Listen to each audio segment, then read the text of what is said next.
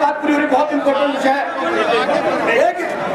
है। तो कल्याण सिंह जो भारतीय जनता पार्टी को खत्म करना चाहता है, उन्हें समझो, अगर भारतीय जनता पार्टी, हमारे नेता मुलायम सिंह जी हैं, आपको बदले लेना होगा भाइयों का, बहुत जरूरी बात है। 1000 करोड़ की यूनिवर्सिटी बन रही थी, कांग्रेस ने बंसी चला दी, हजारों करोड़ का पार्क रोक के दिखाए हजारों करोड़ की, और समाजवादी पार्टी अकेली ही बहुत है। फैसला मैदान में होगा, 7 तारीख को होगा कि मतदान कौन है। खुदा आपकी जय हिंद, हमारे बहुत धन्यवाद जी। मैं भाई किसानों पत्रकार मित्रों, हम आपके बीच एक परिवर्तन और उलट पलट करके एक ऐसी राजनीति सामने लाइए जो आपके हितों के लिए हो। हम हमेशा इस स्थायित्व नहीं चाहते हैं, कुछ समय के लिए हम परिवर्तन चाहते हैं, और परिवर्तन इसलिए चाहते हैं कि उलट पुलट होना चाहिए। और आज मैं बताता हूँ भाइयों, किसानों, नौजवानों और अफसर के भाई सब मिलकर हम आज कह रहे हैं कि जब तक उलट पुलट नहीं करोगे, 20 परिवार हिंदुस्तान के हैं जिनके पास सारी दौलत संपत्ति है, आज उल्टा हो गया, गरीब और गरीब हो गया और अमीर और अमीर हो गए। 20 बड़े परिवार हिंदुस्तान के थे आज़ादी के बाद, राणा साहब आज 120 परिवार है। आज 120 परिवार के पास दौलत कितनी संपत्ति हो गई है कि हिंदुस्तान की, ये आज से नहीं और करके दिखाया। उत्तर प्रदेश के लोक सेवा आयोग में जब हमने अंग्रेजी की अनिवार्यता हटा दी तो मेरठ मंडल के पश्चिम के भाई, आप पता लगाना, मेरे पास सूची है, दिखा दूंगा, सबसे ज्यादा लड़कियां पीसीएस और पीपीएस आपके इलाके की हुई हैं। डिप्टी एसपी और पीसीएस यहाँ बैठे होंगे, किसी के परिवार की लड़की जरूर डिप्टी कलेक्टर या डिप्टी एसपी हुई है। मैं जब सूची देखी तो मुझे खुशी हुई कि सबसे ज्यादा जात का नाम नहीं लेंगे, लड़कियां सबसे ज्यादा इनकी जात को है, पीसीएस पीपीएस है। सही बात है। क्यों आए, क्यों हुई? राणा साहब आपकी जात, पीसीएस पीपीएस पता लगा लेना क्यों हुई कि हमने अंग्रेजी की अनिवार्यता खत्म की। अनिवार्य नहीं, अंग्रेजी में जवाब हिंदी में, उर्दू दूसरी भाषा तो उर्दू में। इनको लेकर के पूरे हिंदुस्तान में कुछ चैनल और कुछ पत्रकार मित्र, तो पत्रकार मित्रों ने अंत में लेख लिख दिया है। एक अखबार में 2 बार लेख, दो लेख आए हैं जो मेरे पक्ष में लिखा है। तो गुलाब सिंह ठीक कहते हैं कि अनिवार्यता नहीं होना चाहिए। याद रखना, मातृभाषा जब खत्म हो जाएगी तो देश को आजाद कभी नहीं रह सकता है। जब मैं पोलैंड इसलिए गए थे, हिटलर ने जो किया, पढ़ाते हैं हमने इतिहास हमारा सब्जेक्ट रहा, वो अलग है कि हमें पॉलिटिकल साथ भी किया, बीए तक इतिहास था। तो हम आंखों से देखने गए तो छोटे छोटे बच्चों के जूते, चप्पलें और सब देखा। मैंने पूछा कि सर क्यों अत्याचार हुआ, उनकी सीमाओं को काट दिया। जर्मनी ने, हिटलर ने काटा और रूस ने भी काटा। जितना उसे कहा, यहूदी को देखा ये सुंदर लोग हैं, ये पैसे वाले लोग हैं, इनकी औरतें की लड़कियाँ सुंदर हैं, हिटलर ने उनका कत्लेआम कैसे किया था। वो हिटलर की किताबें ये आज जो है नहीं दुनिया में, से नाम नहीं लेंगे, उनके देवता की पढ़ी हमने देखा। इसे मैं कहना चाहता हूँ कि आज हम क्यों लड़ रहे हैं, और आज कहना चाहते कि साहब चौधरी साहब भी कहते चले गए डॉक्टर भैया के बारे में। एक बात मैं क्या कहा था कि मैं नहीं जानता था कि डॉक्टर भैया भी किसान की बात करता है। मैंने जब एक 72 पढ़ा उनका, जल नीति, रांची जल नीति बननी चाहिए। नदियों को कैसे पानी रोकना चाहिए, बाढ़ कैसे रोकनी चाहिए, किसान को खेत में पानी कैसे पहुंचना चाहिए, लोगों को शुद्ध पानी कैसे पीना चाहिए। एक डॉक्टर भैया ने भाषण दिया था, वो भाषण की कॉपी राजनाथ जी ने पकड़ा दी पढ़कर की। तब हमें बेगम हटमहल पार्क में याद हो रैली में कहा था, मैं नहीं जानता था कि डॉक्टर लोहिया किसानों की बात करता है, वरना मेरी कुर्सी पहले ही हो जाती। आपको याद होगा, ये सही है कि चौधरी साहब को गैर कांग्रेसवाद का नारा देकर के तब चौधरी साहब को मुख्यमंत्री बनाने का काम किसने किया था? डॉक्टर भैया सबको बैठाया। इतना व्यक्तित्व मुलायम सिंह का नहीं है, जिसमें किसी का व्यक्तित्व नहीं है। उन्होंने सबको बैठा करके, सभी नातेदारों साहब सबको बैठा के कहा कि चौधरी चरण सिंह ईमानदार आदमी है, इसको उधर से लाओ। और लाने के लिए कि बीजेपी के साथी का साथ लिया। वो जाके चौधरी साहब से चौधरी साहब डॉक्टर भैया चाहते कहाँ चाहते, तो चुपचाप दिल्ली में यूपी भवन, पहला वाला जो यूपी भवन था, यूपी निवास, चुपचाप इस कमरे में बात होकर चौधरी साहब को मुख्यमंत्री बनाने का काम डॉक्टर भैया ने गैर कांग्रेस का नारा देके किया था। इसे मैं आज कह रहा हूँ, मुलायम सिंह कहा लेके ध्यान रखना, और सऊज बहन भी थी तो थोड़ा एक बार 17 लोकसभा के मेंबर, ये रशीद साहब हैं, लोकजन नहीं रहे, चंपा सिंह अहमदाबाद के, ये सब तो एमपी हमारे साथ मिलने गए। उन्होंने टेलीफोन उठाया, मुलायम सिंह से बात कराओ। पता चला कि वो गाजीपुर में है, देवरिया में है। देवरिया के नियम से बात की, उनसे गाजीपुर चले गए। गाजीपुर के नियम से कहा तो वो अब्दुल हमीद के गांव में गए हैं। इतना डांटा तुम एसी में बैठे हुए, वो बेचारा मई के महीना में डूबे, आज गांव-गांव घूम रहा है, उनके खिलाफ हुआ है तो हमारी पार्टी के दुश्मन हो। यही चंदपाल सिंह जी मुरादाबाद तो ने कहा कि मैं अब कभी भी तुम्हारी शिकायत करने नहीं जाऊंगा। रशीद साहब ने कहा कि तुम्हारी शिकायत कर, आज बातों में बोल रहा हूँ, इसलिए वो हमारा 126 रुपया खर्च होता, 1 क्विंटल गन्ना पैदा होता है।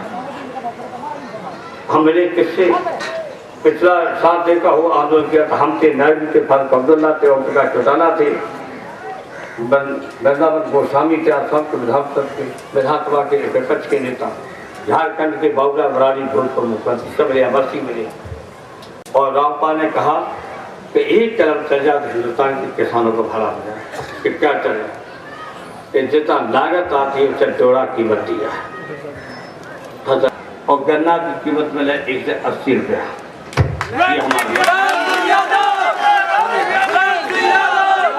लगाओ 100 के जोड़े 150, 26 के जोड़े 39, 40, हम तो 190 हों, लेकिन हम चाहते 180 लोग।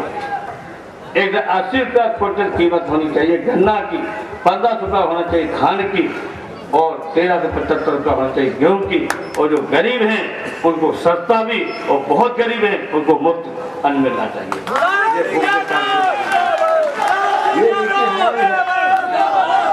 अब हम चौधरी साहब क्या कहते थे, नोट करो, बेरोजगारी से गरीबी बढ़ती है, गरीबी से बेरोजगारी नहीं। ये भाषा समझता टेप है, रामपाल ने सुनाया था एक बार लखनऊ में, और मेरे बारे में जो बोला था वो सुनाया था। आज क्या हाल है, 18,000 बर्खास्त सिपाही हैं, देखिए हाथ इसके बावजूद गया। न्यायालय ने, हाई कोर्ट ने कि तत्काल इनको नौकरी पे भेजा जाए और तनख्वाह दी जाए, लेकिन ये नहीं मान रहे। अब ये माने और फिर गए सुप्रीम कोर्ट, ये मुख्यमंत्री सुप्रीम कोर्ट ने तनी पैरवी की, उसके बाद भी स्टे नहीं मिला। और वो अभी तक के बर्खास्त सिपाहियों को ड्यूटी पे नहीं भेज रहे हैं। इसे हम कहने आए हैं, हमारा लक्ष्य ज्यादा नहीं है, हम 80 सीटें में 7 सीटें जीतना चाहते, हम बागपत की सीट जीतना चाहते, कैराना की जीतना चाहते, कानपुर की जीतना चाहते, मेरठ की जीतना चाहते, हम मुजफ्फरनगर की सीट जीतना चाहते। और ये चौधरी साहब के सारे अनुयायी बैठे हैं, अपने मोहल्ला नहीं कहना चाहता हूँ, मैंने अपने काम से साबित कर दिया है किसानों के लिए। वो किसान के बिना समृद्धि नहीं हो सकती थी, ऐसा कहते थे। इन्हें हम आपसे अपील करने आए हैं कि गलती मत कर जाना। व्यक्ति नहीं बड़ा होता है, बड़ा है हमारा ये पूरा समाज, पूरा देश। हमारा मेट का मंडल का चाहे वो तब्दील चाहे बलिया का हो, इसके लिए खुशहाली कौन दे रहा है, कौन पार्टी दे रहा है, व्यक्ति के नाम पर अगर नहीं, चौधरी साहब की नीतियों पर सच्चाई से हम लोग चलने वाले लोग हैं। इसे मैं साफ का समर्थन करने आए और इसे खड़ा किया है। इसे मैंने साइकिल पर बटन दबा के जिताने की आपसे अपील की है। आपसे कहना चाहता हूँ कि इतना जुल्म कहीं नहीं हुआ। इमरजेंसी में 32,000 लोग को रकम लिखी गई थी, इमरजेंसी में दर्ज लिखाई थी, हम भी उसमें लिखे थे।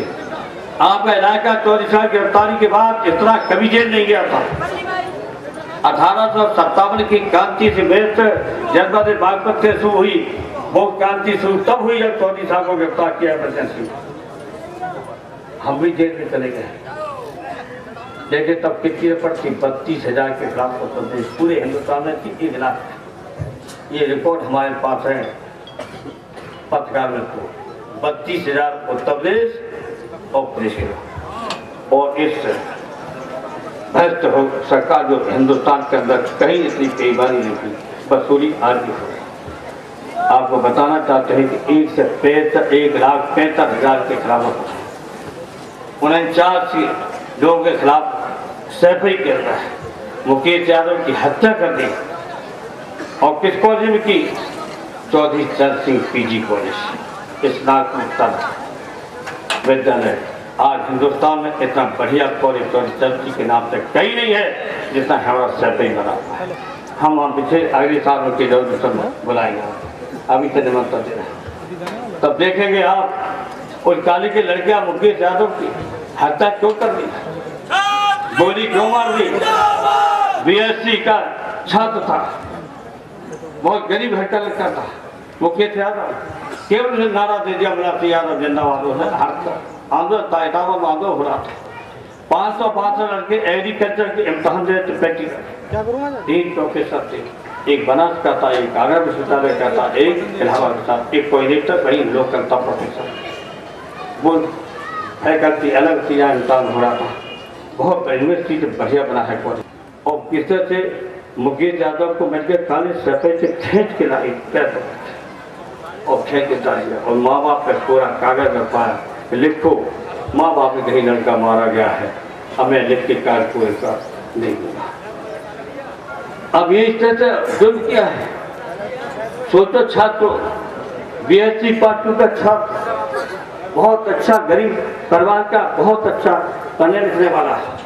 दूसरा आज कमलेश पाटिल जेल में है और यहाँ के अटावी जिले का था, अब अलग जिला बन गया।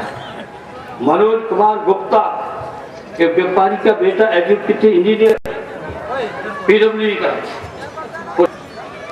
और उसके बाद कहा कि 5 लाख पहुंची थी, रात में मारा 12-1 बजा था, और देखिए अब मैं 5 लाख से ज़्यादा नहीं दे सकता। अच्छा मैं आ रहा हूँ, देते भी नहीं देते। मुझे पति को हटा के कहा तो मतलब बाथरूम में चल गया, हो सकता गुंडा है पता नहीं क्या करे। आया और इंजन को मारते मारते अपनी जीप पर बैठा के मारते ले गया, सांस से रह गई तो फेंक दिया थाने में। थानेदार ने गिरफ्तार भी नहीं किया, वो मर गया। मनोज कुमार इंजीनियर उसका विरोध कर दिया केवल पार्टी में, अपराधी को गिरफ्तार नहीं कर रही थी, इसको लेके आंदोलन कर दिया और यह बंद हो गया। व्यापारी का बेटा था, लखीमपुर खेल कर रहने वाला। अब सोचिए आप लोग, ये जुल्म। और 1 घंटे बाद आदेश आ गया पीलीभीत की जेल, कमलेश पाठक हो गए 3.5 महीने जेल। लोकसभा का चुनाव लड़ा, आज का चुनाव है 8 वर्ष। अब क्या लड़ा जा रहा हो, जनता दुख करे हाथों में। दूसरे जिले पहुंचा ये जो गाने हैं जो कहते वो करते हैं। हम सारे लड़के बर्खास्त सिपाही, मेरठ के लड़के सबसे ज्यादा बर्खास्त सिपाही हैं।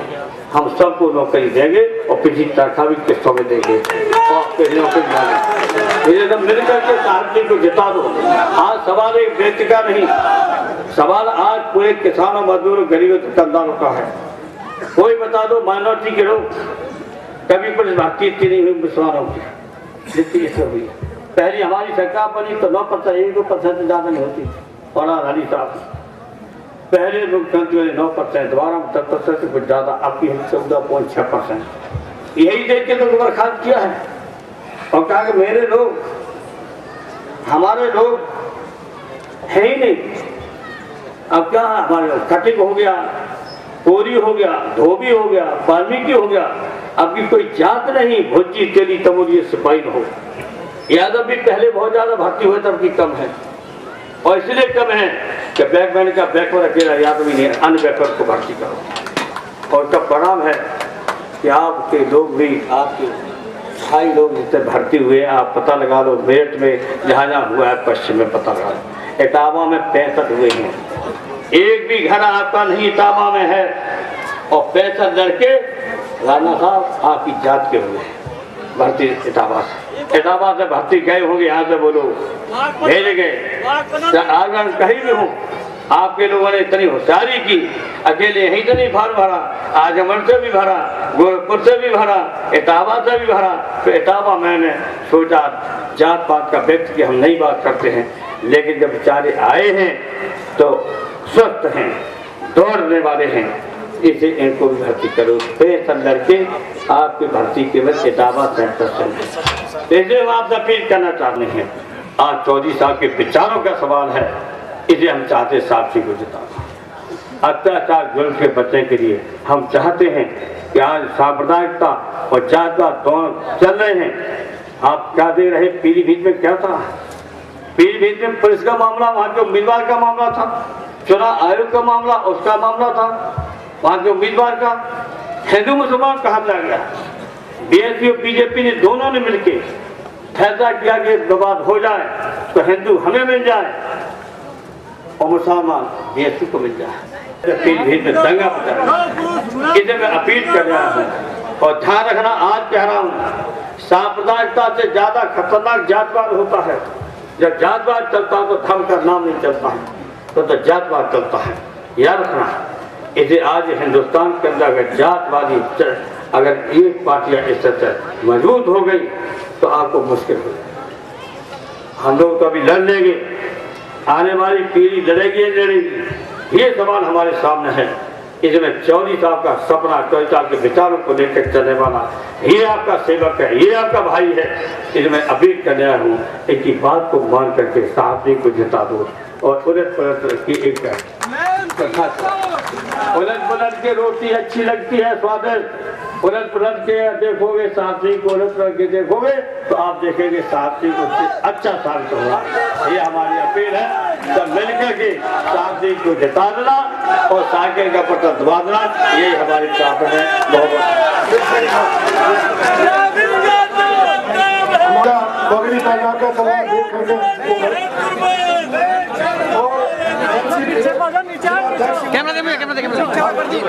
अरे नीचे और योगेश मेहरा जी,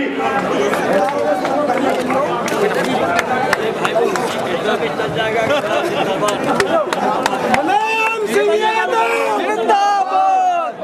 ऊपर उठा दो।